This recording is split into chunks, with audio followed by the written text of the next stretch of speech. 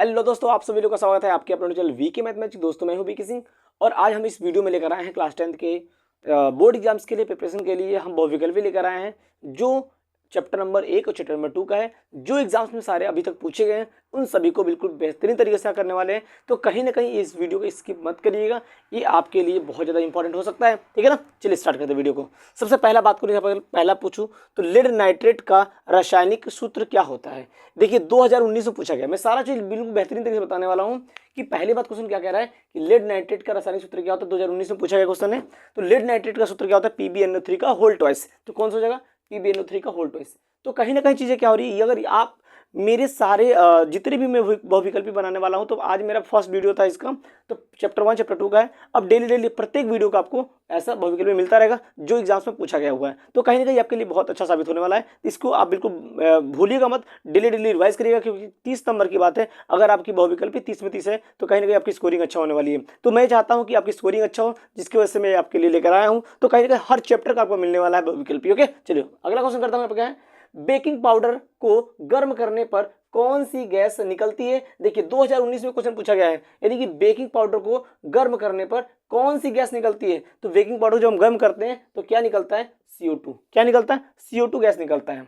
Okay, अगला बात करता हूं, बहते हुए रक्त को रोकने में उपयोगी यौगिक होता है। देखिए 2012 और 14 में क्वेश्चन पूछा गया हुआ है कि बहते हुए रक्त जब हमारा हाथ से या फिर कहीं ब्लड बहने लगता है, तो इनमें से कौन से ऐसे यौगिक है जिसको हम यूज करते हैं, खाने का सोडा, नौसादर, धावन सोडा या फिर फिटकरी। तो सिंपल सी बात है, आप जब हम लोग क्या कहते हैं, जब सैलून में जाते हैं तो जो दाढ़ी उड़ी बनाते हैं, दाढ़ी बनाने के बाद जब कोई कट जाता है तो क्या करता है सैलून वाला, क्या करता है, फिटकरी लेता है और क्या करता है, हमारे गाल पे घस देता है, ऐसे लगा देता है, जिसकी वजह से क्या होता है कि फिटकरी क्या करता है, ब्लड को बहने से रोकता है। तो कहीं ना कहीं इसका आंसर क्या हो जाएगा, फिटकरी।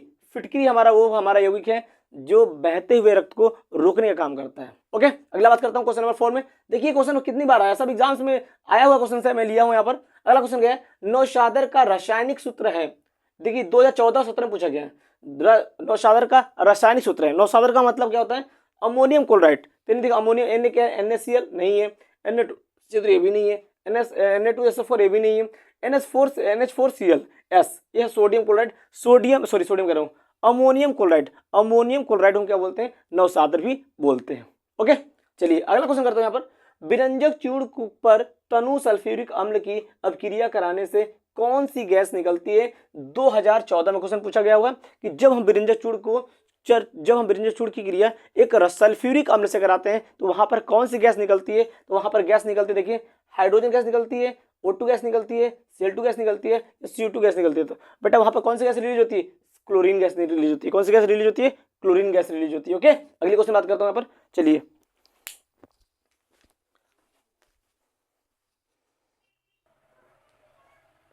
अगला क्वेश्चन देख सकते हैं। क्वेश्चन क्या है कि खाने का सोडा का रासायनिक सूत्र है। खाने का सोडा का रासायनिक सूत्र है, 2015 में क्वेश्चन पूछा गया।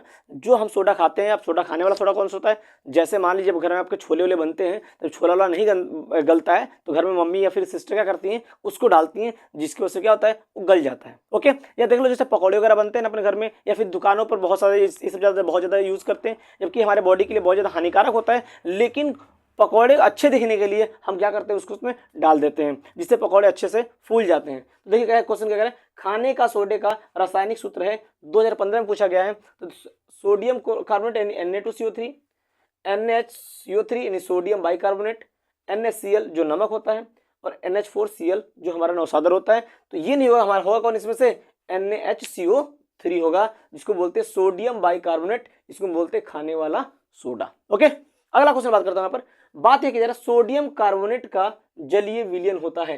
सोडियम कार्बोनेट का जलीय विलयन कैसे होता है, सोडियम कार्बोनेट जलीय विलयन कैसा होता है, दुर्बल अम्लीय होता है, प्रबल अम्लीय होता है, क्षारीय होता है या फिर उदासीन होता है। तो सोडियम कार्बोनेट का जो जलीय विलयन होता है वो कैसा होता है, वो हमारा होता है कैसा, क्षारीय होता है। कैसा होता है, क्षारीय होता है। आई थिंक यहां से यहां तक आपको समझ में आ गया होगा। चलिए अगला क्वेश्चन देखिए क्या है यहाँ पर, कह रहा धोने के सोडा का रासायनिक सूत्र क्या होता है। अब धोने का सोडा मतलब जो आपके घर में जो सर्फ वगैरह यूज होता है जिससे कपड़े धुलते हैं उसका रासायनिक सूत्र क्या होता है, ये 2020 में क्वेश्चन पूछा गया है। तो देखिए सोडियम बाइकार्बोनेट जिसे NaCO3 पढ़ते हैं, सोडियम कार्बोनेट इंटू 10H2O उसको पढ़ते हैं हम लोग याद रखो, सोडियम कार्बोनेट डेकाहाइड्रेट या कैल्शियम ऑक्सीक्लोराइड या फिर NaOH जिसको बोलते हैं सोडियम हाइड्रोक्साइड। तो सिंपल सी बात है कि सरफ हमारा जो होता है उसका जो सूत्र होता है, जो धोने का सोडा होता है उसका सूत्र होता है क्या होता है, Na2CO3 इंटू 10H2 वो। ओके, अगली बात करते हैं, ध्यान से देखिए, धावन सोडा का रासायनिक सूत्र होता है। देखिए कितना 2015 और 2016 में पूछा गया है कि धावन सोडा का रासायनिक सूत्र क्या होता है। धावन सोडा मतलब क्या होता है, धोने वाला सोडा। ओके, तो देखिए धावन सोडा क्या होता है, फॉर्मूला पर Na2CO3 into 10H2 NaCO3 NaCl NH4Cl। तो इसका आंसर भी क्या होगा भाई, वही वाला धोने का सोडा मतलब धावन सोडा। ओके, तो इसका क्या हो जाएगा Na2CO3 इंटू 10H2। ओके, चलिए अगली क्वेश्चन बात करते हैं यहाँ पर। सल्फ्यूरिक अम्ल में अम्लीय हाइड्रोजन परमाणु की संख्या कितना होता है। सल्फ्यूरिक अम्ल में अम्लीय हाइड्रोजन का परमाणुओं की संख्या कितनी होती है, 2016 में क्वेश्चन पूछा गया हुआ है। 2 होता है, 1 होता है, 3 होता है या 0 होता है। 2 होता है, 1 होता है, 3 होता है या फिर 0 होता है। तो समझो ध्यान से, अगर बात करूँ यहाँ पर सल्फ्यूरिक अम्ल का फॉर्मूला क्या होता है, H2SO4 होता है।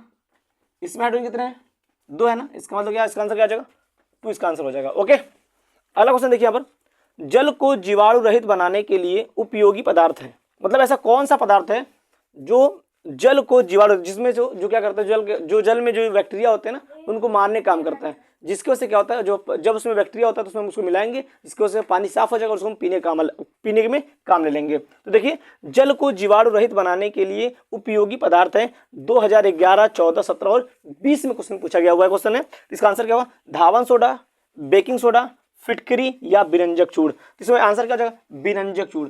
अगर आपने गंदा पानी अगर पानी में जो आप नल से निकाल रहे हो तो कहीं ना कहीं इसमें आर्सेनिक ज़्यादा होता है, तो अगर उसमें आप बिरंजक चूड़ डाल दोगे तो क्या हो, जितनी गंदी होगी वो तले में जाकर बैठ जाएगी, फिर उसको आप पीने के यूज में कर सकते हो। ओके, अब देखिए अगला क्वेश्चन क्या कह रहा है। अगला क्वेश्चन क्या है, देखिए समझ में आया इसका आंसर क्या होता है, बिरंजक चूड़ होता है। अगली बात करते हैं यहाँ पर, अम्लीय विलयन का पीएच मान कितना होता है। अम्लीय विलयन सिंपल सी बात है, जो पीएच मान होता है, पीएच पैमाना होता है ना, उस पर कितनी नंबरिंग होती है, उसमें नंबरिंग होती है 14। कितनी नंबरिंग होती है, 14 नंबरिंग, 14 नंबरिंग होता है। ध्यान से देखिए यहाँ पर, वैसे बताता हूँ, यहाँ पर पीएच स्केल जो होता है वो 0, 1, 2, 3, सॉरी उल्टा हो गया, 7, 7, 6, 5, 4, 3, 2 और 1, फिर यहाँ पर कहता है 0 होता है। फिर इधर से 8, 9, 10, 11, 12, 13 और 14, यानी 7 पे जो होता है, 7 पे, ये 7 का मतलब जल का विलयन इस पे क्या होता है, अगर किसी का पीएच वैल्यू 7 आया इसका मतलब वो उदासीन होता है। कैसा होता है, उदासीन होता है। और जिसकी वैल्यू 7 से कम है, 7 से कम जिसकी वैल्यू वो कैसा होता है, वो अम्लीय होता है। ओके, और जिसकी पीएच वैल्यू 7 से ज़्यादा होता है वो क्या होता है, क्षारीय होता है। तो क्वेश्चन यहाँ पे क्या पूछा गया है, अम्लीय विलयन का पीएच मान क्या होता है। 2016 में क्वेश्चन पूछा गया है, 7 से कम, सॉरी 7 से कम, 7 से अधिक या 0। तो देखिए अम्लीय विलयन का पीएच मान क्या होता है, 7 से कम होता है ना, तो आंसर क्या हो जाएगा हमारा, ऑप्शन नंबर बी हो जाएगा। ओके, अगला क्वेश्चन देखिए, कह रहा क्षारीय विलयन का पीएच मान है। क्षारीय विलयन का पीएच मान 2020 में क्वेश्चन पूछा गया है। क्षारीय विलयन का पीएच मान यहाँ से देखिए ध्यान से, 0, 7 से अधिक, 7 से कम या 7। यहाँ देखिए क्षारीय विलयन कौन, यहाँ सीधा क्षारीय है ना, तो 7 से ज्यादा है ना, इसका मतलब क्या, ऑप्शन बी 7 से अधिक होता है।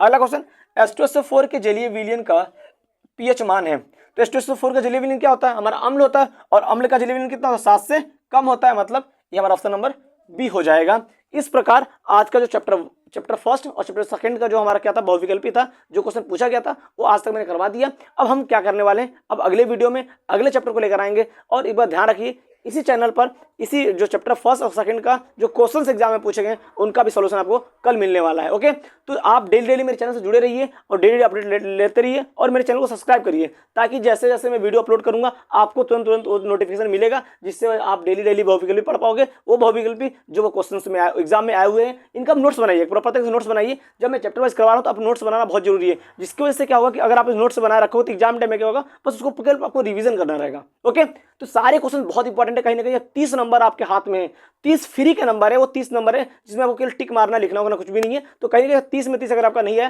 फिर पढ़ना बेकार है। ओके, चलिए मिलते हैं अगले वीडियो में, तब तक के लिए बाय।